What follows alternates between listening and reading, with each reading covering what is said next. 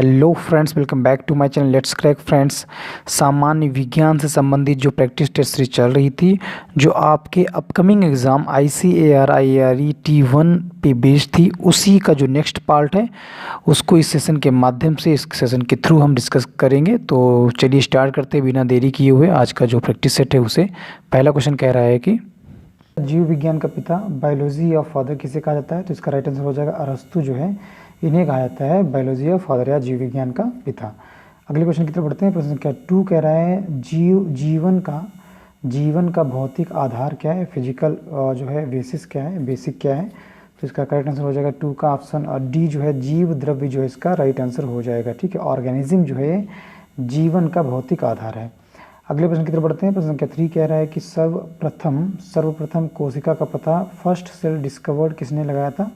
सर्वप्रथम कोशिका का पता किसने लगाया था? तो इसका करेक्ट आंसर हो जाएगा 3 का ऑप्शन जो हमारा बी है, रॉबर्ट हुक जो है, रॉबर्ट हुक ने जो है सर्वप्रथम कोशिका का जो है पता लगाया था। ठीक, सर्वप्रथम सेल का जो है इन्होंने पता लगाया था। अगले क्वेश्चन की तरफ बढ़ते हैं। प्रश्न संख्या 4 कह रहा है कोशिका का शक्ति केंद्र, ठीक है, कोशिका का शक्ति केंद्र जिसे पावर सेंटर बोलते हैं, किसे कहा जाता है? तो इसका राइट आंसर हो जाएगा 4 का ऑप्शन जो ए है, माइटोकॉन्ड्रिया जो है इसका करेक्ट आंसर हो जाएगा। ठीक है, माइटोकॉन्ड्रिया को कोशिका का शक्ति केंद्र जो है कहा जाता है। अगले क्वेश्चन की तरफ बढ़ते प्रश्न क्या 5 कह रहा है कि कौन सी रचना पादप कोशिका प्लांट सेल को जंतु कोशिका से विभेदित करती है? ठीक है, कौन सी रचना पादप कोशिका को जंतु कोशिका से विभेदित करती है? ठीक है, तो इसका करेक्ट आंसर क्या हो जाएगा 5 का ऑप्शन जो हमारा ए है, विकल्प जो ए है ये राइट हो जाएगा। ठीक, कोशिका भित्ति जो है इसका करेक्ट आंसर हो जाएगा। ठीक है, कोशिका भित्ति और क्लोरोप्लास्ट जो है ये दोनों जो हैं क्लोरोप्लास्ट, ठीक है, क्लोरोप्लास्ट ये दोनों जो हैं और जो कोशिका भित्ति दोनों ही जो है रचनाएं जो है पादप कोशिका को और जंतु कोशिका से विभेदित करती हैं। नेक्स्ट क्वेश्चन की तरफ बढ़ते हैं। प्रश्न संख्या 6 कह रहा है कि किस कोशिकांग को आत्महत्या की थैली कहा जाता है? ठीक, किस कोशिकांग को आत्महत्या की थैली कहा जाता है? तो इसका करेक्ट आंसर क्या हो जाएगा? प्रश्न 6 का ऑप्शन बी जो है इसका राइट आंसर हो जाएगा, लाइजोसोम जो इसका करेक्ट आंसर हो जाएगा। अगले क्वेश्चन की तरफ बढ़ते हैं। प्रश्न संख्या 7 कह रहा है कि डीएनए द्विगुणित कुंडली डबल हेलिक्स मॉडल का पता जो है किसने लगाया था? तो इसका राइट आंसर हो जाएगा 7 का ऑप्शन जो ए है हमारा ये राइट हो जाएगा, वाटसन एवं क्रिक ने जो है इसका जो है पता लगाया था डीएनए की द्विगुणित कुंडली का। ठीक है, डीएनए का अगर फुल फॉर्म भी पूछ लिया तो डीएनए का फुल फॉर्म क्या होता है?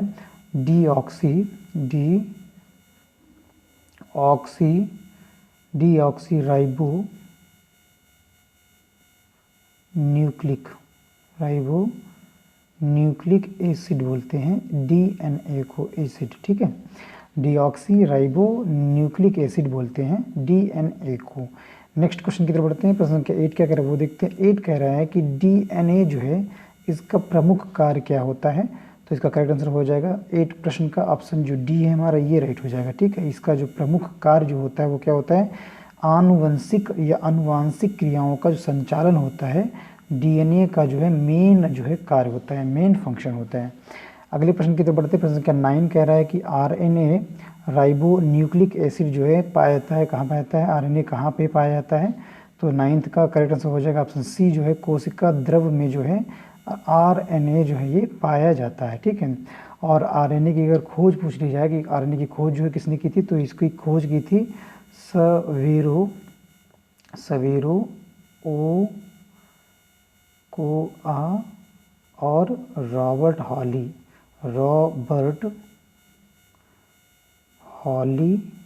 और कार्ल वोशे इन्होंने जो है आरएनए की खोज की थी। और आरएनए जो होता है ये केंद्रक एवं कोशिका द्रव्य दोनों में जो है पाया था। ठीक है, कोशिका द्रव्य में भी आपका पाया जाता है आरएनए और केंद्रक में भी पाया जाता है, केंद्रक में भी जो है ये आरएनए मिलता है। अगले प्रश्न की तरफ बढ़ते हैं। प्रश्न संख्या 10 क्या कह रहा है वो देखते हैं। प्रश्न 10 कह रहा है कि आनुवांशिकी का पिता, फादर ऑफ जेनेटिक्स किसे कहा जाता है? तो इसका राइट आंसर क्या हो जाएगा? 10 का ऑप्शन जो सी है इसका राइट आंसर हो जाएगा, मेंडल या ग्रिगोर मेंडल जो है इन्हें आनुवांशिकी का जो है पिता कहा जाता है। पूरा नाम इनका है ग्रेगर जॉन मेंडल। ठीक है, इनका पूरा नाम क्या है?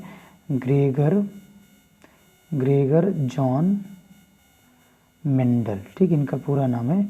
इन्हें जो है आनुवंशिकी का पिता कहा जाता है, फादर ऑफ जेनेटिक्स बोलते हैं। अगले प्रश्न की तरफ बढ़ते हैं। प्रश्न संख्या 11 कह रहा है कि मनुष्यों में गुणसूत्रों क्रोमोसोम्स की जो संख्या होती है, जो कुल संख्या होती है, कितनी होती है? तो इसका राइट आंसर हो जाएगा 11 का ऑप्शन जो ए है 46 जो इसका राइट आंसर हो जाएगा। 46 जो है मनुष्यों में गुणसूत्रों की टोटल संख्या होती है।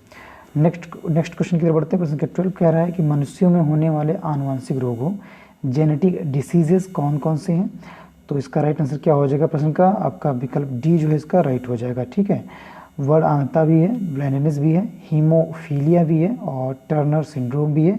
ये सभी जो है मनुष्यों में होने वाले आनुवंशिकी रोग हैं, ठीक है। अगले प्रश्न की तरफ बढ़ते हैं। नेक्स्ट क्वेश्चन कह रहा है कि लड़का जो है पैदा होता है जब इसका राइट आंसर क्या हो जाएगा? 13 प्रश्न का ऑप्शन सी जो होता है जब XY जो है गुणसूत्र हो तब जो है क्या होता है? लड़का जो है पैदा होता है, XY गुणसूत्र। नेक्स्ट क्वेश्चन की तरफ बढ़ते हैं। अगला प्रश्न क्या कह रहा है वो देखते हैं। प्रश्न 14 कह रहा है 14 हीमोफीलिया रोग से ग्रस्त व्यक्ति में लक्षण दिखाई देते हैं। तो इसका करेक्ट आंसर हो जाएगा 14 का ऑप्शन बी जो है रक्त का बहना बंद नहीं होता है हीमोफीलिया रोग से जो ग्रसित व्यक्ति होता है उसमें, ठीक है, रक्त का बहना बंद नहीं होता है। विकल्प बी जो है 14 का राइट आंसर हो जाएगा। अगले प्रश्न की तरफ बढ़ते हैं। प्रश्न का 15 कह रहा है कि जीन के बारे में कौन सा कथन जो है सत्य है? तो इसका राइट आंसर हो जाएगा 15 का 15 का ऑप्शन जो डी है, विकल्प जो डी है ये राइट हो जाएगा, ठीक है। ऑप्शन जो डी है इसका करेक्ट आंसर हो जाएगा। नेक्स्ट क्वेश्चन 16 की तरफ बढ़ते हैं। 16 प्रश्न कह रहा है जीन का सर्वप्रथम कृत्रिम संश्लेषण किसने किया? जीन का सर्वप्रथम कृत्रिम संश्लेषण जो है किसने किया था? तो इसका करेक्ट आंसर हो जाएगा 16 का ऑप्शन जो हमारा सी है हरगोविंद खुराना ने जो है जीन का सर्वप्रथम कृत्रिम या सिंथेटिक सिंथेसिस किया था, हरगोविंद खुराना ने। विकल्प सी जो है राइट हो जाएगा।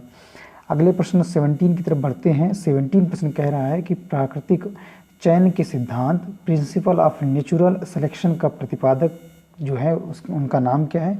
इनके जो प्रतिपादक हैं प्राकृतिक चयन के सिद्धांत कौन है? तो 17 का करेक्ट आंसर हो जाएगा ऑप्शन जो ए हमारा है ये राइट है, ठीक है। चार्ल्स डार्विन जो इसका करेक्ट आंसर हो जाएगा।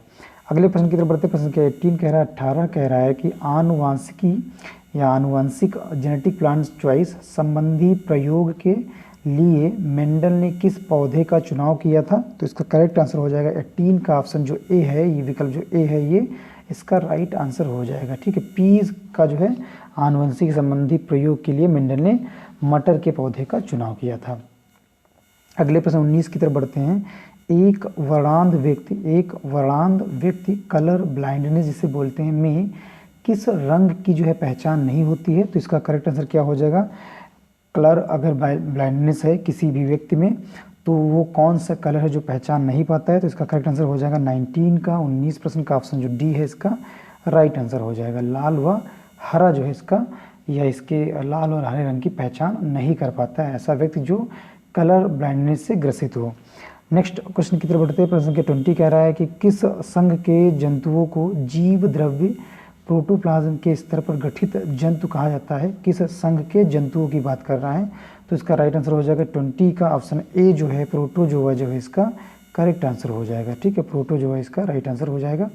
अगले प्रश्न 21 की तरफ बढ़ते हैं। 21 क्वेश्चन कह रहा है कि एक कोशिकीय जंतु अमीबा एवं युगलीना को किस संघ के अंतर्गत रखा गया है? तो इसका करेक्ट आंसर हो जाएगा 21 का ऑप्शन जो डी है प्रोटोजोआ जो इसका राइट आंसर हो जाएगा, ठीक है। एक कोशिकीय जंतु, ठीक है, अमीबा जो है एवं युगलीना जो है ये प्रोटोजोआ जो है संघ के अंतर्गत आते हैं, इनको रखा गया है।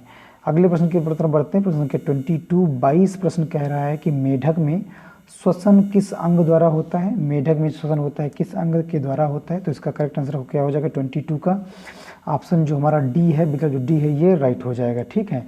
तीनों में जो है होता है और जो मेढक होता है श्वसन में या जैसे श्वसन के दौरान 3 चीज़ों का वो प्रयोग करता है। अगर वो जलीय आवास में रहता है तो त्वचीय श्वसन का, जब जल में हो, ठीक है, जब जल में उसका आवास हो तो वो त्वचीय श्वसन का उपयोग करता है। और जब वो थल पर हो तो किसका उपयोग करता है? मुख गुही, ठीक है, मुख गुही का प्रयोग करता है, मुख गुही श्वसन का प्रयोग करता है। और जब वो थल पर हो, तीसरा जिसका प्रयोग करता है यह भी जो है थल पर ही प्रयोग करता है, तो यह होता है फुफ्फुसीय श्वसन। ठीक है,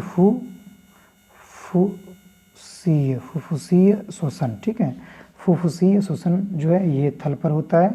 मुख गुही श्वसन जो है ये भी थल पर होता है। और जो त्वचीय श्वसन होता है वो जलीय आवास में मेढक करता है। तो विकल्प डी जो है इसका करेक्ट आंसर हो जाएगा। मेढक जो है किस वर्ग का जंतु है? मेढक जो है किस वर्ग का जंतु है? तो इसका करेक्ट आंसर हो जाएगा प्रश्न का, मेढक जो है किस वर्ग का जंतु है? तो ये है हमारा एम्फीबिया जो है, इस वर्ग का जो है मेढक जो है जंतु है। ठीक है, एम्फीबिया इसका करेक्ट आंसर हो जाएगा प्रश्न का, मेढक किस वर्ग का जंतु है? तो एम्फीबिया गाइस जो है याद रखिएगा। नेक्स्ट क्वेश्चन की तरफ बढ़ते हैं। प्रश्न क्या नेक्स्ट कह रहा है कि स्तनियों का हृदय जो है, स्तनियों का हृदय कितने कोष्ठों का होता है, कोष्ठ का होता है? तो इसका करेक्ट आंसर क्या हो जाएगा? राइट जो आंसर हो जाएगा ऑप्शन जो सी है हमारा 4 जो है इसका करेक्ट आंसर हो जाएगा। 4 जो है इसका राइट आंसर हो जाएगा। स्तनियों का जो हृदय होता है 4 कोष्ठ में बटा हुआ होता है। ठीक है, इसी अंतिम प्रश्न के साथ आज का जो प्रैक्टिस सेट है वो समाप्त होता है। और चैनल पे यदि आप हमारे नए हैं और हमारी वीडियोस को पहली बार देख रहे हैं और चैनल को अभी तक सब्सक्राइब नहीं किया है तो प्लीज़ चैनल को सब्सक्राइब जरूर करें और बेल आइकन को दबाना तो बिल्कुल भी ना भूलें। तो मिलते हैं नेक्स्ट वीडियो में, नेक्स्ट प्रैक्टिस सेट में। Thank you so much guys.